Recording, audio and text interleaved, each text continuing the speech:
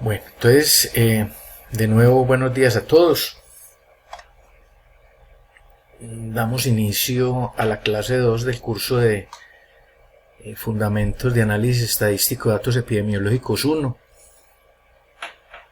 Un curso que, digamos, hace un recorrido amplio y exhaustivo, especialmente por técnicas que pertenecen, digamos, más a la parte de estadística descriptiva y exploratoria, no tanto de modelamiento, y hace mucho énfasis en lo que tiene que ver con conceptos tales como el de confounding o confusión, que es un tema sobre el cual nosotros nos vamos a detener un buen rato, porque considero que es tal vez uno de los más importantes que un estadístico, como generador de conocimiento a partir de datos, debe siempre tener en cuenta, y hace parte de las buenas prácticas estadísticas. Es que en realidad extraer conocimiento de datos no es una tarea fácil. El problema es que hoy en día todo el mundo cree que es capaz de hacerlo y creen que la extracción de conocimiento es una labor mecánica, simplemente aprender a usar una función y dar clic. Así no es la cosa. Nosotros jamás podemos desligar un proceso tan importante como el de extracción de conocimiento de el raciocinio, del estudio cuidadoso de la situación, del entendimiento del problema que tenemos al frente. Si estamos en el área de negocios, de comprender bien el negocio, comprenderlo a fondo, dar pasos con cuidado, lentamente, sin afán, para evitar problemas que pueda comprometerlo a uno como profesional, como consultor, como estadístico. Entonces, yo digamos en todos mis cursos siempre propendo mucho por dar ese tipo de recomendaciones que he ido aprendiendo en la marcha. Mi base original es matemático.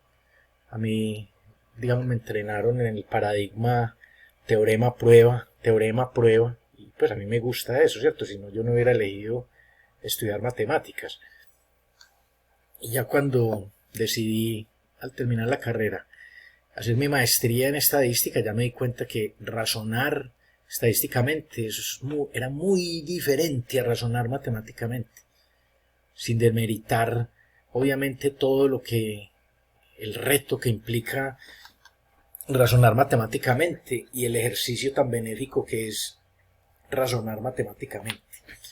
Entonces, este curso da pues un recorrido por una gran cantidad de técnicas, está basado casi todo en el libro de Mark Woodward y algunos apartes del texto de Luis Londoño, de la Facultad Nacional de Salud Pública, un profesor pues ya jubilado de allí. No volví a saber de él hace mucho tiempo, pero aprendí algunas cosas interesantes de él cuando trabajé en salud pública. ¿Sí? Entonces, mire usted que acá abajo, el Quijote de la Mancha sabía de salud pública de alguna manera. En uno de sus apartes y sus frases célebres, que son tantas, dice: come poco y cena menos, que la salud de todo el cuerpo se fragua en la oficina del estómago. Entonces él, en su infinita sabiduría, da este tipo de recomendaciones para la salud. ¿Sí? Entonces, algunos conceptos básicos que usted ya conoce, pero a mí siempre me gusta empezar como desde lo más básico, con estas distinciones, porque el curso, digamos, es de un nivel matemático fácil, digamos, este curso no representa básicamente un reto matemático o un reto cognitivo muy elevado, ¿no? Ahora, obviamente, si usted no estudia, pues todo va a representar un reto para usted, ¿cierto? Pero si usted mantiene un ritmo de estudio juicioso, no va a tener ningún problema en apropiarse de los conceptos que aquí vemos y ver cómo la estadística juega un papel fundamental en la extracción de conocimiento en datos de tipo epidemiológico, que se relacionan pues mucho con una rama de la estadística que se conoce como bioestadística, que es en realidad estadística, pero aplicada a datos relacionados con estudios con humanos, con animales, con plantas, en resumidas cuentas con seres vivos, ¿sí? Entonces, digamos, los que han visto modelos de regresión, todos vieron estadística descriptiva exploratoria, hay muchos elementos que se toman acá. Hace gran énfasis en lo que tiene que ver con análisis de datos categóricos. Si ustedes no han visto datos categóricos, este es un buen comienzo. El profesor Juan Carlos Correa, cuando dicta el curso de datos categóricos, lo hace con una metodología que se llama GSK. A él le gusta de esa manera.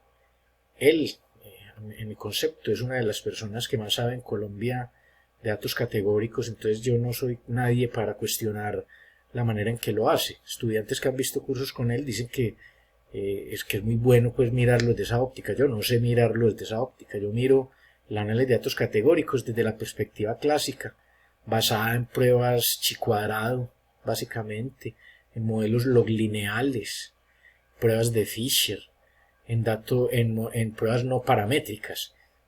Y eso es como lo que más se utiliza, porque de todas formas uno debe estar aprendiendo metodologías nuevas, uno debe estar actualizándose, uno debe estar mirando cuáles son las tendencias y no cometer el error que yo cometí hace unos años con la analítica, que pensé que se trataba de una moda.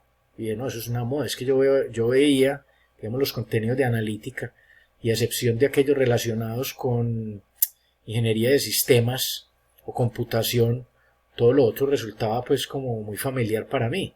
Entonces yo decía, pues le están poniendo un nombre elegante a métodos que nosotros los estadísticos hemos trabajado desde tiempos inmemoriales. Y entonces lo dejé como a un lado, pero el tiempo me enseñó que fue una mala jugada de mi parte. Afortunadamente creo que abrí los ojos a tiempo, desperté a tiempo y logré retomar el estudio, creo que a buen tiempo. Sino que uno se pone a ver, digamos, la velocidad a la que se genera conocimiento en el área analítica y uno queda como rascando de la cabeza. O sea, usted se demora un mes aprendiendo algo y en ese mes salieron exponencialmente nuevas metodologías, pero eso está bien. Eso quiere decir que son grupos de personas generando nuevas maneras de hacer las cosas. Y cuando usted pone buenos pensadores a proponer cosas, el resultado generalmente es bueno. En academia me refiero, ¿sí? Entonces, ustedes deben mantenerse actualizados, ¿sí? Esa es como la invitación. Uno no puede bajar la guardia en toda esta cuestión que día a día pues nos bombardea de conceptos y de cosas y nos invita a hacer cosas nuevas. Pero sí, hay que hacer las cosas siempre razonando, no volverse un autómata de la estadística. Yo veo que Amazon, la AWS, ofrece, pues me dio una propaganda, me dice que implemente cualquier modelo de analítica aquí. Pues yo me imagino que eso debe ser una cosa bien montada, pues, ¿cierto?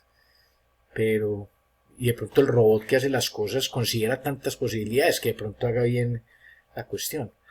Pero el robot que razone todavía, yo creo que está en construcción, ¿cierto? O sea, pero ahí va la cosa, o sea, el bueno aprender, eso digamos quiere decir algo, que estos métodos nuevos, toda esta cuestión de analítica que se aplica en todas las áreas básicamente, tiene digamos unos protocolos de implementación muy claros, ¿sí? Y eso es buena noticia. En la medida que usted tenga como una receta para llegar a un resultado está bien, pero cuando llegues a ese resultado, ahí es donde tú debes poner a prueba tus neuronas, es donde tú tienes que poner a prueba tu sentido crítico, donde debes poner a prueba la insatisfacción de pronto con algo que obtuviste, poner a prueba si realmente comprendiste, si eso que obtuviste tiene plausibilidad, si se articula con el negocio que tienes al frente, si puedes dar recomendaciones, digamos, razonables para que las personas tomen decisiones. De los estadísticos siempre se espera mucho. Entonces, estas metodologías no van a darse ustedes cuenta que no son exclusivas para datos epidemiológicos, son transversales, uno las puede usar en muchas otras disciplinas. Pero acá, y siguiendo pues la tónica del libro de Woodward, son ejercicios relacionados con ciertos tipos de estudios. Yo para esta cohorte, decidí implementar algo de modelos de propagación matemáticos, pero es algo muy simple, no esperen demasiado, porque ahí hay mucha tela por cortar. Hay mucho modelo por cortar, cosas muy interesantes. Si ustedes se meten a la página del Ministerio de Salud de Colombia, allí van a encontrar una cantidad de gráficos, de números que son muy descriptivos en naturaleza, pero son muy útiles y son formas de, digamos, hacerle un seguimiento muy de cerca a la evolución del COVID en Colombia. Entonces utilizan modelos, digamos, determinísticos, utilizan también proporciones muy, o sea, es tal vez una de las medidas que más se utilizan, pero no lleva, digamos, en sí mucho análisis profundo. Hay artículos que sí lo hacen. Hay artículos que, digamos, desde el punto de vista estocástico extienden los modelos de propagación, que nosotros vamos a ver muy seguramente en la siguiente clase, pero es un material pues que, digamos, requiere como de unos cursos previos antes de uno verlo, especialmente, como mínimo diría yo, un curso de análisis de datos longitudinales, ¿sí? Ese curso, aquí pues a manera de propaganda, con el profesor Mauricio Mazo, muchos de ustedes lo conocen, uno de los profesores nuevos de la escuela, un profesor muy brillante, muy juicioso. Escribimos un programa para un curso de introducción a datos longitudinales para el pregrado. En este momento está en proceso de aprobación. Ya lleva pues casi 2 meses en proceso. Esperemos que en algún momento lo aprueben y lo estemos ofertando el año entrante. Entonces seguramente algunos de ustedes puedan llegar a verlo. Me parece que es importante que también ustedes dentro de su caja de herramientas de metodologías tengan algo de datos longitudinales. El profesor Mauricio Mazo y yo hemos trabajado, digamos, con intensidad ese tópico en los últimos años. Incluso hemos sometido algunos artículos a revistas. Ahí están pues en proceso. Y yo pienso que va a ser muy provechoso para ustedes. También hay, digamos, contraparte de analítica de ese tipo de métodos.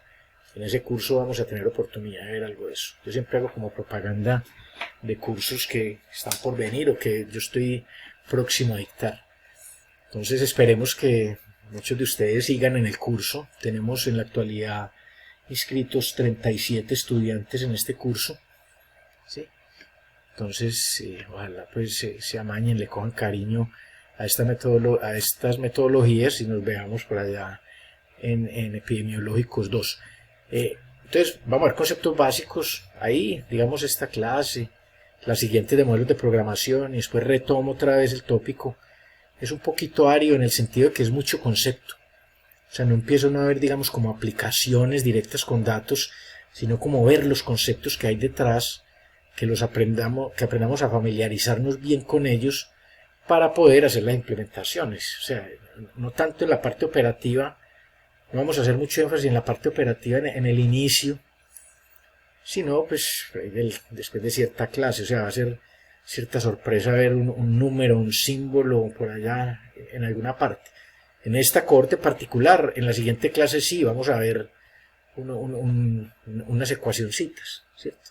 Del modelo de propagación SIR. Pero solamente hasta ahí voy a llegar. Vamos a ver elementos de modelo SIR y número de reproducción básico y pare de contar. De ahí no vamos, yo no me voy a entrar más, que me amaño ahí y entonces no alcanzo a cubrir el programa, pero va a ser como una invitación a que ustedes sigan explorando, ¿sí? Porque realmente la forma en que están concebidos Epidemiológicos 1 y 2 son, como su título lo indica, fundamentos de análisis estadístico de datos epidemiológicos. No dice en ninguna parte fundamentos de análisis matemático de datos epidemiológicos, que sería otro curso que daría también para 1 o 2 semestres con toda seguridad. Entonces yo quise traer de todas formas a esa metodología que vamos a ver la clase siguiente, porque suena curioso que uno en plena pandemia vea un curso de epidemiológicos, todo el mundo lo relaciona con epidemia, y te pregunten, ve, ¿y eso cómo se aplica con el COVID? Pues sí, o sea, ustedes pueden decir, claro, hay personas en este momento haciendo estudios de seguimiento de cohortes con tratamientos para el COVID. Ahorita en la mañana o anoche, no recuerdo, el doctor Juan Manuel Anaya, con quien yo tuve la oportunidad de trabajar hace unos años, está liderando un estudio de tratamiento basado en plasma de personas que se curaron del COVID en pacientes con COVID, y los resultados son bastante promisorios. La idea es la siguiente: una persona tiene una enfermedad COVID, ¿cierto? Tiene COVID, se cura, Entonces la hipótesis es que esa persona tiene en su sangre el código para contener e inmunizar el COVID. Entonces, si se logra extraer ese plasma y empezar a transferírselo a personas que están enfermas, su sistema de defensa va a combatir y a erradicar el COVID en personas que estén en este momento enfermas. Me imagino pues que con cierto grado de severidad, si una persona ya está pues con respirador, puede ser muy difícil, pero parece que incluso en esa situación han tenido resultados satisfactorios. Porque eso que se acaba de decir, de que una persona que se cure de un virus queda inmune, no es cierto. En el ébola no fue cierto. En África, en la República del Congo, que hubo un brote de ébola el año pasado, o hace 2 años, no recuerdo bien, empezaron a hacer estudios con plasma y no funcionó. Para nada, para nada. O sea, cada virus tiene como sus dinámicas, sus fortalezas. Entonces, este estudio con plasma es un estudio que se le hace un seguimiento a un grupo de personas. ¿Sí? Ese tipo de estudios sí se analizan con metodología estadística, pero no utiliza directamente modelos de propagación, no. Ahí el interés no es, el interés es ver la respuesta de un grupo de personas a 28 días. Si usted en 28 días no logra demostrar que el plasma confiere beneficios, inmediatamente los comités de ética le paran el estudio. Tiene usted que demostrar en 28 días. Es un proceso que se demora para que lo aprueben los comités de ética fácilmente 2 o 3 meses. Digamos que por las cuestiones de la pandemia y por el interés que suscita un tratamiento de ese estilo, pudieron haber acelerado, pero estoy seguro que fue más de un mes en todo el proceso. Fue un estudio multicentro en varias ciudades del país y varias instituciones participaron. Entonces yo recibí con mucho beneplácito esa noticia anoche. El doctor Juan Manuel Anaya salió pues a comentar que ha demostrado pues digamos un buen grado de efectividad. Uno quisiera que un tratamiento de eso fuera 100% efectivo, pero por el hecho de que hay personas que tienen enfermedades coexistentes en distintos grados y hay tanta variabilidad en la manera en que los sistemas inmunes y defensa se comportan, que a una persona puede funcionarle, a otra no. Pero parece ser promisoria la cuestión y digamos que hay un buen número de personas que se han curado y ese número uno pensaría que muchos quisieran donar plasma o se les compraría el plasma pues si la cosa pues no es tanto un ejercicio de voluntariado y se tendría un tratamiento, no una vacuna sino como un tratamiento, sería un tratamiento, ¿sí? Pero sería como atacar con biología, no con química, sino con la misma biología esta enfermedad. Eso es muy buena noticia. En Estados Unidos también tengo entendido que se está llevando a cabo un estudio de esos. Sería pues mirar bien, esperar que se reporten los resultados de ese estudio. Bueno, entonces, población, todos sabemos, es un conjunto de elementos en el que estamos interesados y sobre el cual se desean obtener algunas conclusiones por medio de funciones, modelos y métodos estadísticos. ¿Sí? La población de interés. Unidad, cualquier miembro de la población. Una unidad podrían ser todos los miembros que habitan una casa. O la casa misma pudiera ser una unidad. Muestra, subconjunto representativo de la población que se supone contiene las características esenciales de la misma. Desde el punto de vista práctico es mucho más ventajoso tomar muestras, ya que optimiza los recursos disponibles. Es el eterno paradigma en estadística. Tome muestras, usted digamos piensa que esa muestra hereda la estructura probabilística de la población de la cual proviene, pero esa estructura probabilística es una abstracción que yo hago. Yo estoy diciendo que esa población se explica bien con un modelo que yo me ideé, pero la población puede seguir independiente de que tenga o no ese mecanismo, sino que son artificios que utilizamos los científicos para comprender los fenómenos. Digamos, la ley de gravitación de Newton, posteriormente calibrada con la ley con las leyes de Einstein, han permitido comprender con un grado de precisión altísimo la forma en que el universo funciona. Entonces, digamos, Newton le funcionó, y luego llegó Einstein y demostró que tenía ciertos errores, que le faltaba considerar algunas variables, y no faltará que el día de mañana llegue alguien y refute a Einstein, porque muchos de los fenómenos que observan en el espacio se logran explicar con precisión, pero no todos, ¿cierto? Las dinámicas de los agujeros negros y las nubes de polvo alrededor de galaxias son todavía fenómenos que no se han explicado. Entonces, cuando uno habla de una muestra y dice que ella hereda la estructura probabilística, es una abstracción que yo hago, pero es una abstracción útil. O sea, si yo quiero comprender un fenómeno, yo debo partir de un elemento objetivo, de algo que me permita separar la opinión de la veracidad. Y eso se logra con los métodos estadísticos. Usted ya no va a estar opinando. Dice, es que yo opino que el plasma sí puede llegar a ser muy benéfico. Bueno, pues es una opinión, digamos, muy loable, muy bueno que usted opine eso. Usted está interesado en que la gente se salve. Pero el doctor Anaya aquí pues dice, no, nosotros no vamos a opinar. Nosotros vamos a intentar demostrar si confiere un efecto benéfico digamos, hacerles transfusiones de plasma a pacientes con COVID-19. Entonces, así es que se razona en ciencia. Usted va a llegar y entonces está en un banco y le van a decir, venga, ¿usted qué opina de si esta persona que llegó nueva al banco me va a cumplir? Usted va a decir, yo opino que sí, es que tiene como buena cara la persona. Yo no creo que esa persona lo tumbe a uno. O sea, usted no va a llegar así. Es que resulta que hay personas que tienen cara de angelito y son más malos que el más malo de todos, ¿cierto? Entonces, ahí uno no puede dejarse llevar por la opinión, ni por la pasión, ni porque me cayó bien o mal alguien, no. Tiene que haber maneras de medir objetivamente, separando la subjetividad, si esa persona, basada en las características que yo logro observar, va a pagar o no. Y si lo montamos en el contexto de epidemiología, al ver una persona dicen, no, esa persona se ve más sana que en verdad. Esa persona es imposible que le dé un infarto.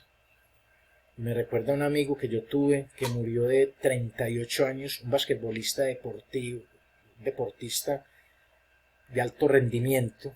Acá en Colombia había sido selección Antioquia basquetbol. 38 años y estaba en la mesa con su familia y ¡pum! Cayó, infarto agudo de miocardio. Y uno lo veía, uno decía, no, pues esta persona era un tipo por ahí de 1,90, corpulento, saludable, pues uno decía, pues cómo. Entonces se da cuenta. Entonces todos opinábamos que jamás le iba a suceder eso. Pero tal vez si un científico hubiera tenido acceso a características de él, como digamos la historia familiar, de antecedentes de ciertas enfermedades, su presión sanguínea, su nivel de colesterol, etcétera, su grado de estrés, de alguna manera, de pronto hubiera dicho, esta persona tiene una alta posibilidad de que le dé un infarto. Entonces, mire que son dos razonamientos muy distintos. El uno es su opinión y el otro está basado ya en cierto juicio. Y si yo me voy a basar, o mi opinión va a ser una opinión fundamentada en datos, en unos datos que yo tengo de esa persona.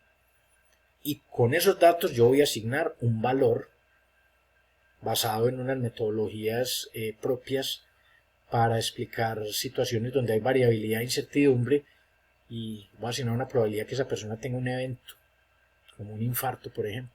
Entonces, esa es la cuestión. O sea, uno debe, en razonamiento estadístico, pensar de esa manera. Esa es la manera de hacerlo. O sea, yo no voy a estar opinando. O sea, opinar, claro que está bien. Dejarse llevar por la intuición también está bien. Porque si no, también entonces uno se bloquea. Entonces, si no ve la fórmula, si no ve el protocolo, si no ve el algoritmo, entonces uno dice, como si no, también la intuición juega un papel fundamental. Pero a la hora de emitir juicios, que usted tenga forma de comprobar con datos esa afirmación que hizo y que otras personas puedan replicar con esos mismos datos al menos lo que usted dijo, para que ellos demuestren que usted no está inventando, sino que esos datos dijeron esto.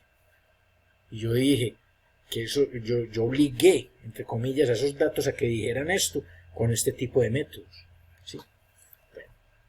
Entonces, parámetro son todas aquellas medidas numéricas que describen características esenciales de una población de interés, también llamadas valor verdadero. Una población puede tener varios parámetros. Variable es una característica o propiedad de un individuo en una población. Por ejemplo, estatura, peso, preferencia por un producto, el nivel de satisfacción, la edad, presión sanguínea, el color de los ojos, color del cabello, afiliación política, etc. Inferencia estadística es un proceso que consiste en una estimación, predicción o otra generalización acerca de una población con base en la información que uno extrae de una muestra. ¿Cierto? El proceso inferencial es el proceso de concluir a partir de información que yo obtengo de los datos. Debe siempre estar acompañado de un juicio crítico en búsqueda siempre de plausibilidad. Sobre ese punto yo me voy a detener mucho en el curso. Etiología, ya este sí es muy directo de epidemiología. Es ciencia que estudia la asociación causal que presentan los factores de riesgo con la enfermedad. En un contexto más general, la teología es la ciencia que estudia las causas de las cosas. ¿Sí? La causalidad, digamos, es el gold estándar que muchos de los epidemiológicos buscan. O sea, ellos siempre tratan de ver cuál es la causa de algo. Y se ha conocido, digamos, relaciones causales entre enfermedades y ciertos causantes de esa enfermedad. Por ejemplo, en malaria se sabe que es el mosquito, el plasmodium, que está en el cuerpo de cierto tipo de mosquito, el que transmite. Entonces, si usted erradica el mosquito, usted controla o erradica la malaria. Entonces es una relación de causas. Si yo remuevo esa causa, modifico la enfermedad, o sea, bajo los casos de enfermedad. Digamos, los cánceres. Ya se ha encontrado relación causal entre fumar y cáncer. Una persona puede no fumar y darle cáncer. Entonces los grados de causalidad van variando. Algunos serán más fuertes que otros. Y en muchos casos, yo lo que le aconsejo a los estudiantes es encontrar causalidad es muy difícil porque hay enfermedades multifactoriales. Hay enfermedades que no se asocian a una sola característica de la persona. Digamos, personas que son propensas a infartos pueden tener múltiples factores. Puede que tengan colesterol alto, presión sanguínea sistólica y diastólica alta, una historia familiar de enfermedad, una característica genética heredada también por la familia que lo hace más propenso, los hábitos, la persona que no hace ejercicio. Entonces, ¿cuál de todas es la causa? Uno dirá, pues apuntarle a una sola es difícil, pero son varias, cuando trabajan en conjunto, las que ocasionan el desenlace. Entonces uno en estadística generalmente está buscando esas asociaciones, está haciendo una labor de detective, encontrando sospechosos que se asocien a la enfermedad. ¿Sí? Entonces causalidad, como vamos a ver acá, requiere que se satisfagan unas condiciones fuertes para usted decir, esto causa esta enfermedad. Entonces vamos a ver. Entonces, bueno, teología se puede decir que es la ciencia que estudia la causa de las cosas. Los principios de causalidad. Causalidad también es un término exclusivo de la epidemiología. Entonces, para que algo se pueda clasificar como la causa de una enfermedad, debe satisfacer estos principios que va a leer acá. Entonces, debe haber evidencia de asociación fuerte entre el factor de riesgo y la enfermedad. Digamos, debe haber evidencia de que si la persona empieza a hacer ejercicio, se disminuye, si las personas empiezan a hacer ejercicio, la tasa de enfermedad en una población empieza a disminuir. ¿Sí? O si las personas en la población fuman mucho, entonces se incrementan los casos de la enfermedad. Entonces mire que puede haber factor de riesgo, algo que si tú insistes en hacerlo, te va a incrementar la posibilidad de que tengas una enfermedad, pero también hay factores protectores. Entonces si una persona es sedentaria, sedentarismo es un factor de riesgo para enfermedad cardíaca, pero si una persona hace ejercicio, ese es un factor protector para enfermedad cardíaca. Entonces no se trata solo de buscar asociación causal entre factores de riesgo y enfermedad, sino también entre factores protectores y enfermedad. Entonces, relaciones débiles pueden deberse al azar y en la mayoría de casos pueden explicarse por la presencia de confusión. O sea, a veces no se considera la verdadera variable que es la que está explicando la asociación. Entonces, sobre ese tema voy más adelante, no me voy a adelantar mucho ahí porque nos vamos a detener unas clases en ese concepto. Entonces, ese es el primero. Vuelvo y lo leo. Debe haber evidencia de asociación fuerte entre el factor de riesgo y la enfermedad. Segundo, debe haber evidencia de que la exposición al factor de riesgo precede al inicio de la enfermedad. Entonces, una persona tiene malaria, debe haber evidencia de que lo picó el mosquito previamente. La persona tiene dengue, lo picó el Aedes aegypti previamente, porque no son enfermedades contagiosas. Tercero, debe haber una explicación biológica plausible. La cuestión de plausibilidad es supremamente importante, jóvenes. O sea, a veces hay modelos, digamos que por X o Y razón no resultan ser desde el punto de vista estadístico demasiado fuerte, pero son plausibles. Entonces ahí uno debe detenerse y decir, este modelo puede ser útil. Y yo no lo estoy manipulando, no estoy usando nada, simplemente le apunté a este modelo y me está dando explicaciones interesantes. Entonces la plausibilidad y sobre todo la biológica en el área pues epidemiológica es muy importante. O sea, no debe ir en contra de los principios biológicos.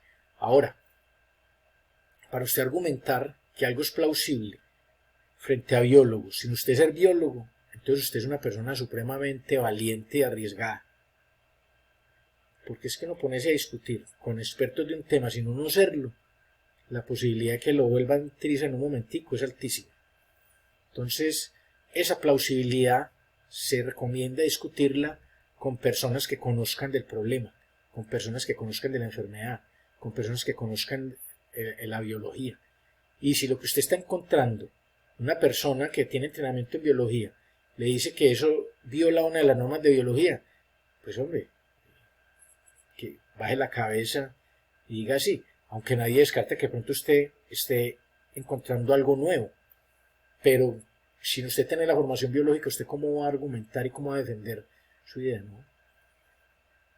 Por ahí estuve yo, alguien se acercó con un modelo económico hace como 2 o 3 años y digamos yo revisaba el código y el protocolo estadístico que siguió, yo no le veía problema, pero obtenía un signo, un parámetro que iba en contra de la teoría económica, algo así como si yo tengo un inventario muy grande y quiero salir de él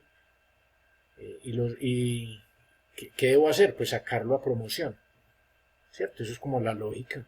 Si yo soy dueño de un almacén de grandes superficies y tengo un inventario allí, digamos, de frutas que está a punto de dañarse, yo ya mismo saco a promoción y así garantizo que gran parte de ese inventario yo lo venda, ¿sí? Recupero algo o alcanzo a vender todo.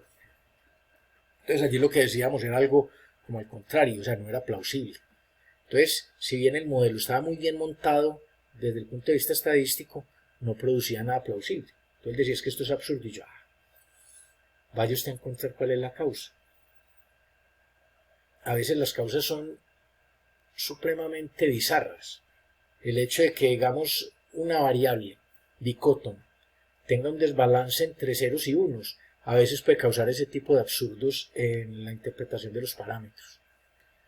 Pero hay que buscar, ¿cierto? Hay que mirar bien cuál puede ser la causa, o está utilizando un modelo erróneo, pero en todo caso los datos son como si fueran pacientes. Los datos hay que mirarlo de manera independiente, así un conjunto de datos le parezca mucho a otro que usted analizó con éxito en el pasado, entonces usted se va a utilizar el mismo modelo, o con eso. Haga cuenta que el otro modelo nunca existió y que esos nuevos conjuntos de datos que llegó a usted es un paciente nuevo y usted lo va a mirar con sus características. De la plausibilidad, supremamente importante. La asociación debe ser apoyada por otros resultados de otros estudios a fin de evitar el reporte de asociaciones ocasionadas por una elección particular de una población o un diseño. Debe haber evidencia de reversibilidad del efecto, es decir, si la causa se remueve, el efecto debe desaparecer o al menos disminuir su probabilidad. Entonces, si usted implementa jornadas de aspersión para reducir la población de mosquitos, eso de disminuir el número de casos de malaria. O sea, sobre el mosquito y su asociación con enfermedades ya se sabe mucho. Pero habrá otras enfermedades que usted, si remueve, digamos, el sedentarismo y lo cambia por actividad física, la enfermedad debe disminuir en la población. Entonces debe haber evidencia de reversibilidad del efecto. Debe haber evidencia de un efecto de respuesta a la dosis de exposición. Es decir, entre mayor sea la exposición al factor de riesgo, mayor será el chance de enfermarse. Entonces, si yo paso más tiempo sentado, si paso más tiempo inactivo, si paso más tiempo con una dieta precaria, se me incrementa el factor de sufrir una enfermedad cardíaca. Como ejemplo, no debe haber explicación alternativa convincente. Por ejemplo, la asociación no debe poder explicarse por el efecto de confusión. Si alguien puede decir, es que la malaria está causada no por un mosquito, sino porque la persona estaba respirando cerca de un charco que estaba contaminado o muy sucio y donde tiraban basura. Y si esa explicación es convincente, entonces usted no puede decir que es el mosquito el que está causando la enfermedad. Pues ya sí se sabe, pero era como un ejemplo. O sea, si hay explicaciones alternativas convincentes, entonces usted todavía no puede asignarle causabilidad a un factor. Entonces esas son 7, seguramente habrá, digamos, hoy en día listas más amplias, pero mínimamente los principios de causalidad cubren estos 7 aspectos. Entonces, si usted va a argumentar que encontró la causa de una enfermedad, debe satisfacer mínimo estos requerimientos. Bueno, escalas de medición y tipos de variables es muy importante, porque es que en el proceso de extracción de conocimiento, las buenas prácticas estadísticas siempre deben estar presentes. Entonces hay que distinguir entre los tipos de variables, cómo se mide. Entonces eso es lo que vamos a ver. Los datos que se recopilan como producto de un proceso de experimentación aleatoria pueden tener una amplia variedad de formas. Un conjunto de datos posee una serie de características de interés que pueden ser visualizadas ya sea en forma numérica o en forma gráfica. Súper importante, la visualización de datos. Las variables más comunes en estadística se dividen en discretas, continuas y categóricas. Discretas son aquellas variables cuyo rango de valores es finito o contable. Por ejemplo, el número de accidentes en una intersección en un determinado mes, el número de votantes a favor de un cierto candidato, el número de veces que yo debo lanzar una moneda hasta observar 4 caras. Ese sería un ejemplo de un conjunto contable. Surgen de procesos que involucran conteos. Continuas son aquellas variables cuyo rango de valores es infinito, es decir, que tiene tantos valores como puntos hay en un segmento rectilíneo. Por ejemplo, nivel de presión sanguínea, ingreso, edad, temperatura, etc. Surgen de procesos que involucran mediciones. Digamos, es una de las maneras más comunes de distinguir las variables discretas de las continuas. Ahora, desde el punto de vista de estadística matemática, la mejor forma de saber si una variable es continua o discreta es mirando ¿qué? ¿Cómo puedo yo determinar, digamos, desde el punto de vista de estadística matemática, diferencia cuando una variable es puramente discreta o puramente continua? ¿Quién me dice?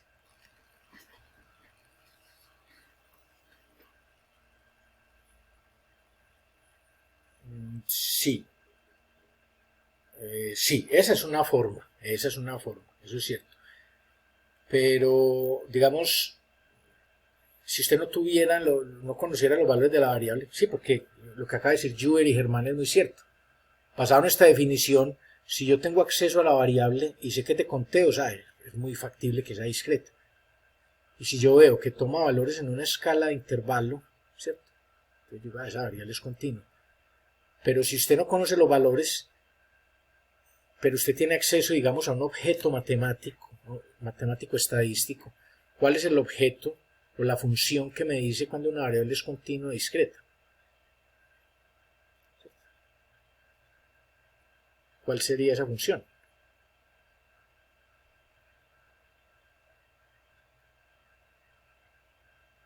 Sería la función de distribución acumulada.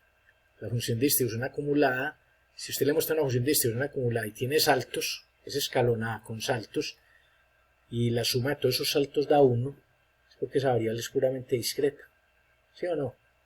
Y si no tiene saltos, sino que es suavecita y está con una asíntota en 1 y a menos infinito tiende a 0, esa variable es continua.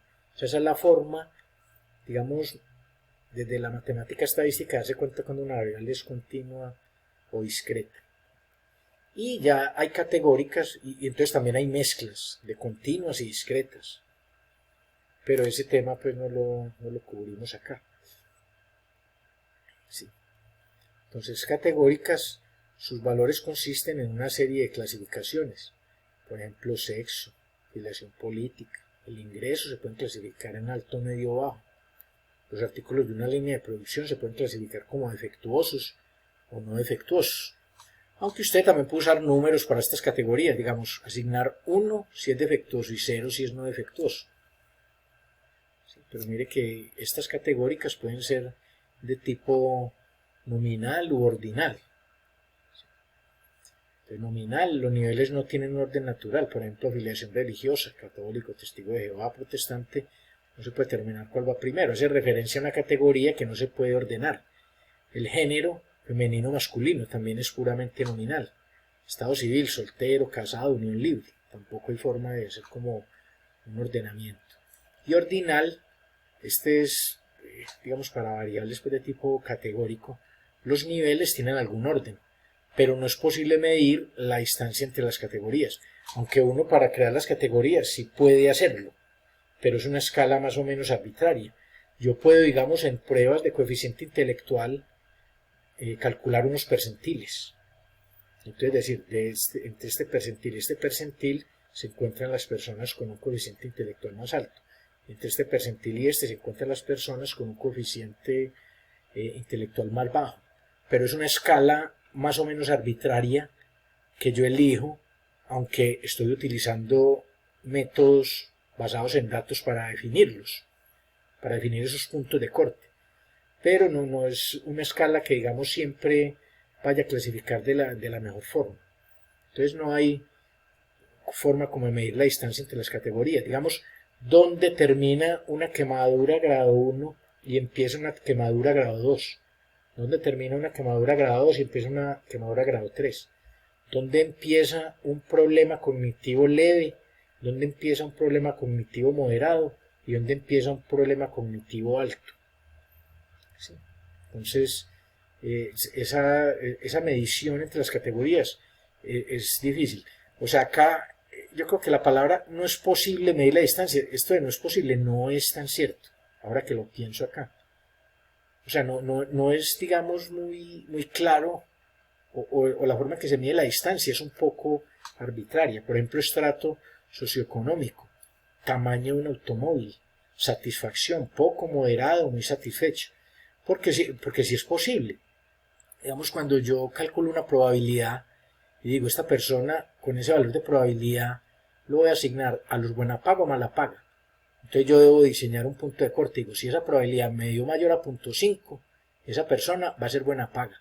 Y si es menor a 0.5 es buena paga. Pero alguien puede decir, pero no era mejor 0.6. ¿Sí? Entonces, y no es tan claro como, digamos, la distancia que hay entre los números naturales. La distancia que hay entre los números naturales es una unidad y punto. O sea, esa distancia que hay ahí es de una unidad. O en un intervalo. ¿Cuánto mide un intervalo? La longitud del intervalo. Pero digamos, en las categorías ordinales, donde empieza una categoría empieza la otra. Puede ser un poco arbitrario e incluso muy difícil de medir en algunos casos. Digamos, medir en problemas, en pacientes con Alzheimer, donde termina un problema cognitivo leve y empieza uno moderado, es difícil. Entonces ellos no se basan en un solo criterio, sino que hacen una batería de pruebas, de 30, 40 pruebas cognitivas, los ponen a relacionar letras con animales, les hacen pruebas verbales, pruebas de memoria, y adicional a eso les hacen imágenes de resonancia magnética en el cerebro para ver ciertos puntos, a ver si se han modificado en tamaño. Pero entonces el hipocampo creo que es una de las partes que miran, si digamos tiene cierto tamaño o cierta forma, entonces la persona puede estar propensa a una enfermedad. O en el cerebro la presencia de placas, unas placas que son causadas por unas proteínas que lo que hacen es deteriorar la habilidad cognitiva. Pero entonces, a partir de qué tamaño y de cuántas placas, se puede decir que la persona tenga problemas, ¿sí? Entonces, mira que ese problema de las distancias para clasificar como ordinal no es un problema trivial para nada. Pero si usted determina que, porque hay barreras que sí son ordinales, digamos, no es lo mismo tener una quemadura grado 1 que una grado 3. Y usted le pregunta a un médico, le dice, no, es que grado 1 es la que te pegas así cuando estás planchando o con la sanduchera, te quemaste, ¿cierto? Y en una grado 3 estabas ahí arreglando el carro y te cayó ácido de batería y te hizo una quemadura muy fuerte. O te quemaste con el mofle de la moto. Entonces mira que la exposición de tejido es mayor en una grado 3 que en una grado 2. Entonces esa no es nominal, sino que hay un cierto orden, pero es muy difícil medir dónde termina una y dónde empieza la otra categoría. A eso es que me refiero acá. Entonces sea como sea, si es nominal u ordinal, el método estadístico debe reconocer y adaptarse a ese tipo de variables. A eso es lo que me refiero yo por buenas prácticas estadísticas. Ahora, escala de intervalo. Tiene distancias numéricas entre dos niveles cualesquiera de la escala. Por ejemplo, ingreso menor a 200.000, entre 200.000 y 400.000, más de 400.000. Se usa para mediciones de naturaleza cuantitativa que se hacen con escalas que tienen como base un valor de cero arbitrario. Valor de cero arbitrario. Por ejemplo, un registro de 0 grados centígrados no indica la ausencia de temperatura. Estamos a 0 grados, está haciendo mucho frío, pero puede haber menos 20 grados, menos 40 grados, como en la Antártida, o puede haber 40 grados como en ciertas ciudades de Europa en este momento, ¿cierto? Por el verano. Entonces es un cero arbitrario, no un cero absoluto. Razón, se usa para mediciones de naturaleza cuantitativa que se hacen con escalas que tienen como base un valor de cero absoluto. Por ejemplo, la longitud de brazo. O sea, no hay un brazo que mida menos 1 centímetro. La estatura, tiempo de duración, número de artículos defectuosos en una línea de producción, presión sanguínea. Las variables continuas y discretas pertenecen a la escala de razón. La epidemiología estudia factores relacionados con la salud colectiva, tales como el diagnóstico, la edad, el género, condiciones socioeconómicas, perfiles genéticos, condiciones ambientales, entre otros. Estos factores son frecuentemente variables, ya que cambian de un sujeto a otro o incluso dentro del mismo individuo. Para estudiar epidemiológicamente variables es necesario observarlas, medirlas y analizarlas. ¿Cómo así? Un factor que cambia en el individuo, digamos la presión sanguínea. Estamos acá y yo les mido la presión sanguínea a todos y un momento a otro les digo, vamos a hacer un examen ya. Entonces mismo el nivel de presión sanguínea aumenta, ¿cierto? O sea, varía dentro de la misma persona. Entonces, para estudiar epidemiológicamente variables es necesario observarlas, medirlas y analizarlas. Pero, de acuerdo al fenómeno que usted esté estudiando, esa selección de variables debe ser muy cuidadosa. Digamos, yo quiero saber cuál es el impacto de las enfermedades autoinmunes en el Producto Interno Bruto de una ciudad, o el impacto del COVID-19 en el sistema de salud colombiano. Entonces yo debo definir cuáles son las variables que me ayudan a medir ese impacto. Yo no voy a ir a medir el color y tamaño de los tomates, porque esa variable seguramente no me va a ayudar a explicar el efecto y el peso y la carga que implica el COVID en el sistema de salud. Yo debo elegir variables que me ayuden a comprender bien esa relación. Para eso se requiere el juicio de expertos. A uno como estadístico a veces le ponen problemas muy difíciles, que lo ponen a seleccionar variables y quieren que porque uno ha trabajado con variables sabe cuál es la naturaleza de todas las variables y de los fenómenos. Por eso a la hora de emprender un estudio es bueno la conformación de grupos interdisciplinarios de expertos que puedan decir sobre la idoneidad de una variable o no dentro de ese estudio.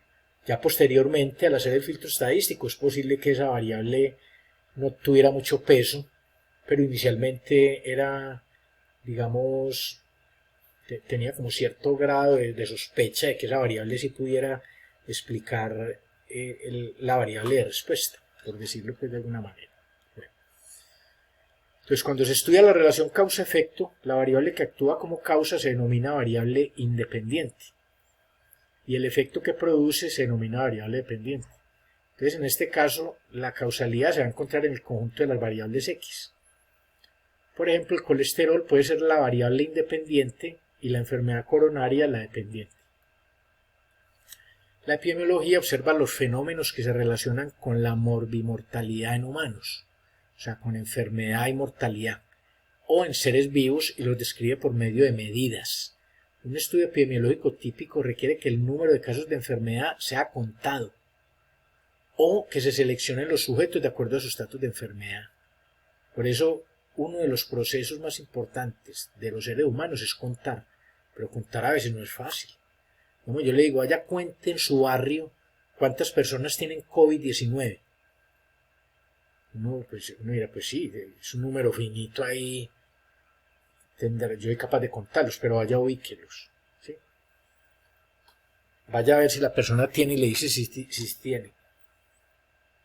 Porque hoy en día las personas que tienen COVID no quiere que nadie sepa, que como hay tantos ignorantes, luego sale una turba con antorchas y tridentes a linchar la persona como si ya no tuviera pues tanto problema con el COVID, que en algunos casos hay personas que lo buscaron, pues hay personas que todavía piensan que el COVID es charlando y no usan tapabocas, se mantienen en reuniones exponiéndose, ¿sí?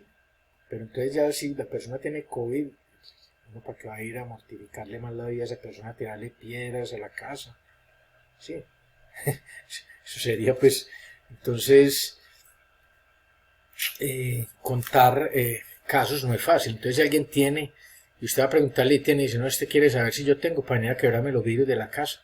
No. Ah, no, yo estoy aliviado. Entonces el proceso de contar, identificar los casos es muy difícil.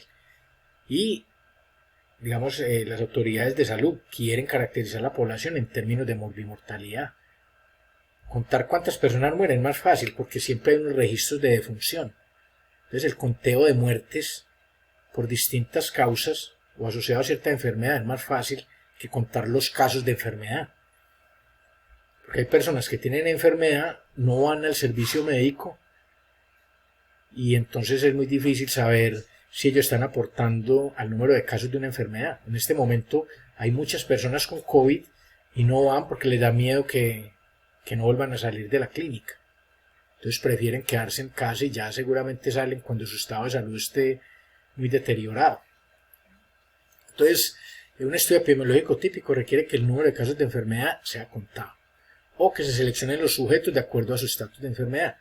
En general, en dos estudios similares de una misma enfermedad, donde uno mide mortalidad y el otro morbilidad, o sea, mortalidad y enfermedad, los determinantes de la enfermedad identificados en uno pueden diferir de aquellos encontrados en el otro, por lo que algunos factores pueden causar solo formas leves de la enfermedad, aunque esta diferencia puede ser ocasionada por sesgos de recolección de datos. Sobre ese tema nosotros lo abordamos luego. Por ejemplo, un estudio post-mortem puede encontrar una fuerte relación entre un factor de riesgo particular y una cierta enfermedad. O sea, analizando tejidos de personas que ya murieron, se puede encontrar un factor de riesgo particular, la relación que hay entre él y una cierta enfermedad. Pero un estudio de morbilidad realizado entre personas vivas pueden encontrar relación debido a que muchas de las personas con el factor de riesgo ya están muertas. Entonces, definir enfermedad no es fácil debido a los distintos niveles de severidad en los que puede presentarse. Por ejemplo, se puede pensar que la enfermedad es más grave cuando se relaciona con hospitalización que con registros médicos. ¿Sí? Algunas veces la enfermedad se puede identificar a partir de autorreportes. O sea, por ejemplo, cuando alguien reporta en su trabajo que no puede asistir debido a la enfermedad. Pero puede haber casos de enfermedad que no se reportan. Por ejemplo, aquellos donde la persona no se siente suficientemente enferma como para no ir a trabajar. Entonces, estas enfermedades ocultas solo se pueden identificar haciendo chequeos en la población. Por lo tanto, definir enfermedad depende de la fuente de información usada. Entonces, de la misma forma en que se debe decidir cómo definir enfermedad, se debe definir cómo vamos a contar los casos. Entonces, esto ya a considerar la más importante dicotomía en epidemiología: incidencia y prevalencia de la enfermedad. Estas dos palabras son claves en el curso. Por incidencia se entiende el número de casos nuevos de la enfermedad dentro de un periodo de tiempo específico, o sea, casos incidentes, casos nuevos que van llegando de una enfermedad a una población. Y por prevalencia se entiende el número de casos existentes de la enfermedad en un punto particular del tiempo. Digamos, permítanme, yo les comparto este documento.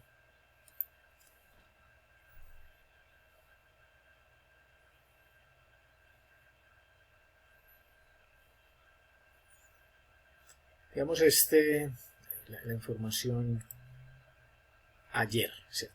Ayer. Entonces, en Colombia, ¿cuántos, contar las muertes es fácil, hay registros de defunción, ¿cierto? Muy seguramente en estas muertes habrá personas no COVID, debido a errores que se cometieron en el acta de defunción o algo, pero uno está tentado a pensar que sí, que este es el número de personas que satisfacen los criterios para muerte por COVID. Entonces, ¿cuántos casos hay? Entonces, digamos que estos son los casos activos, ¿cierto? Porque son los casos confirmados, pero a medida que hay recuperación, que se van recuperando, entonces solo van quedando los activos, ¿cierto? Entonces, digamos que esto se puede ver como si fueran la prevalencia.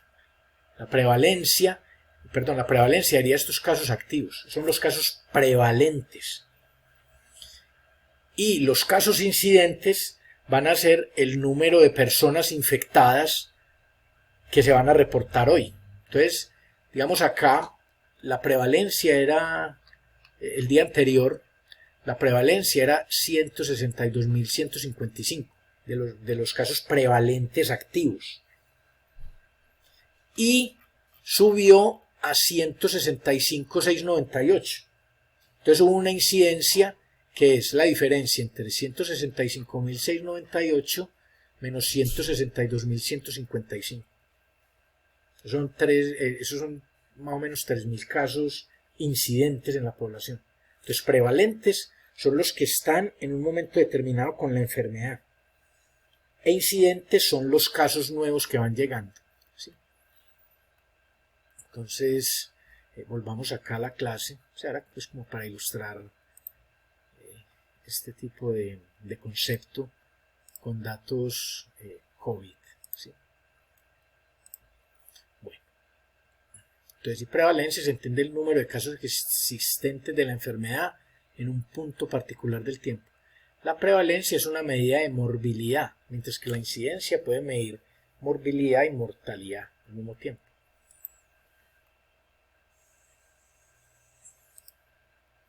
Bueno, la prevalencia de un evento de salud o enfermedad intenta mostrar la frecuencia con que éste existe en el momento, independiente de cuándo se haya originado. O sea, simplemente es como tomar una foto en un momento determinado. Es decir, ¿cuántas personas con COVID hay hoy? O digamos ayer, pues. ¿Cuántas personas con COVID activos hay? 165.698. Pero mire que estos casos activos, algunas personas puede que vengan con la enfermedad de hace muchos días, desde hace varias semanas, y otros apenas desde ayer. Y los niveles de severidad varían. Hay personas que están curándose en casa, mientras que hay otras personas que están tratando de curarse en unidades de cuidados intensivos. Lo mismo con cualquier enfermedad. ¿Cuáles son el número de la prevalencia de personas con enfermedad de riñón hoy en Medellín? Entonces ese número lo deben tener en algún sitio. Pero el grado de severidad y el número de tiempo que la persona lleve con la enfermedad seguramente es más difícil de medir. Alguien llega al médico y le pregunta: venga, ¿usted desde cuánto tiene esa molestia en el riñón? Desde hace 2 semanas. O sea, le están pidiendo una autoevaluación, que es una medida muy imprecisa porque depende de la memoria de la persona. Y él le preguntan a la persona que lo cuida: ¿hace cuánto la persona tiene la molestia en el riñón? hace como 3 meses. ¿Cómo así? La persona me acaba de decir que hace 2 semanas, usted me dice 3 meses. Entonces, ¿a cuál de las dos personas le creo? ¿Sí? Entonces, decidir cuánto tiempo lleva una persona con la enfermedad es bastante difícil. ¿Sí? Y el grado de severidad también. Una persona puede tener problema de riñón, pero uno en un estado más avanzado que otro. Entonces, a eso se refiere lo que estamos diciendo acá. Entonces, la prevalencia es de un evento de salud o enfermedad, intenta mostrar la frecuencia con que éste existe en el momento, independiente de cuándo se haya originado. Por ejemplo, si la prevalencia de tuberculosis en una cierta población es de 0.3%, se entiende que de cada 1000, 3 padecen la enfermedad.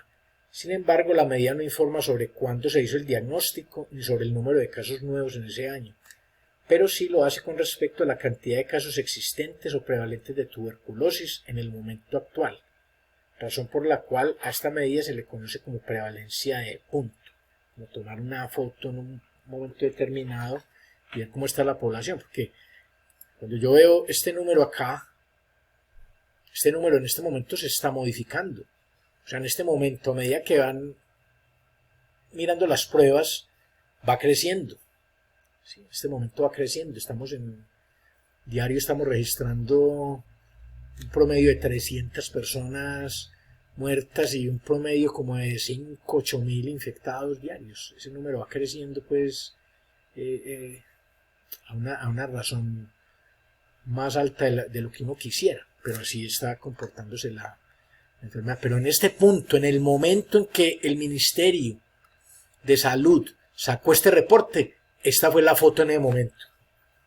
Si lo hubiera sacado una hora más tarde, cuando hubieran llegado otros exámenes, seguramente hubiera variado. Pero en ese momento tenemos ese número. Y así funcionan las autoridades de salud. Deme el número de casos en este momento. Él no requiere, o sea, sería muy bueno tener el número exacto. El número exacto.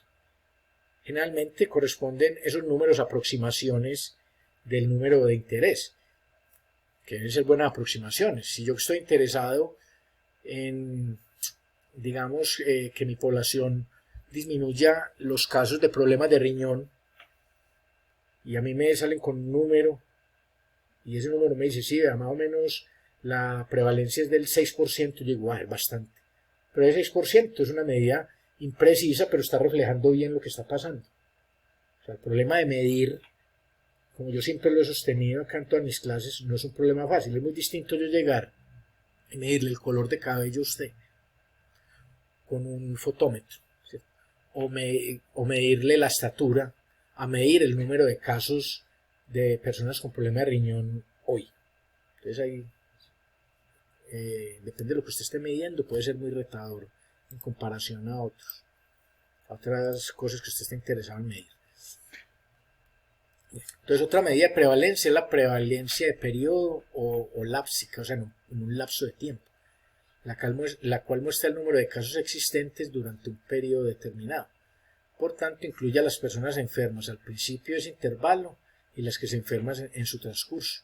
Es menos usada que la de punto por los múltiples factores que pueden modificar la morbilidad en un periodo de tiempo. La prevalencia se puede expresar por medio de proporciones o porcentajes. En todo caso, la información suministrada por la prevalencia acerca de la frecuencia de la enfermedad es útil para el establecimiento de estrategias de prevención y control. La incidencia es una medida dinámica de la ocurrencia de los eventos. O sea, el número de casos nuevos que va llegando es una medida, tiene un comportamiento dinámico. Mientras que la prevalencia es una medida estática de los eventos. Esto es porque la incidencia cuantifica eventos que se presentan por primera vez en un determinado periodo, a la vez que la prevalencia ignora el momento inicial de la ocurrencia del evento y solo se ocupa del número de eventos en un punto fijo en el tiempo.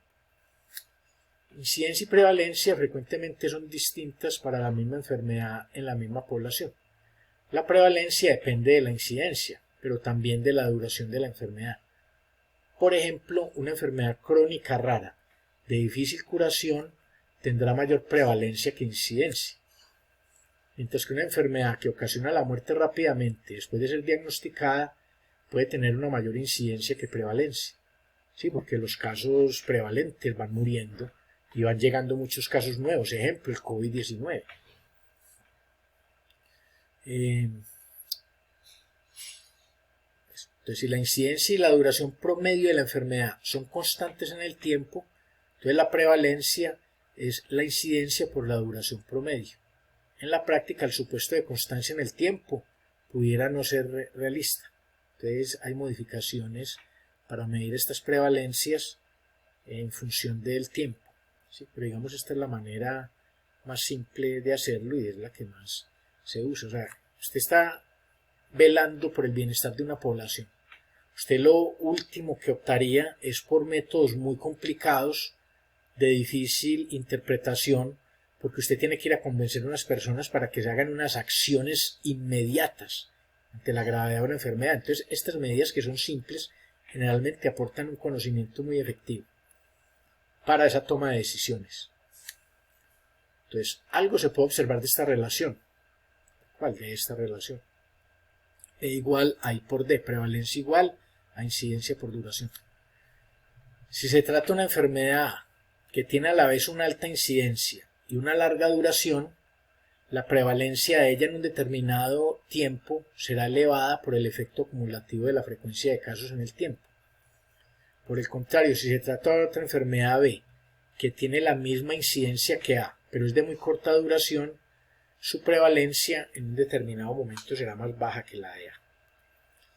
Cuando se interpretan medidas de prevalencia, se deben considerar los factores que afectan no solo la incidencia, sino también la duración de la enfermedad.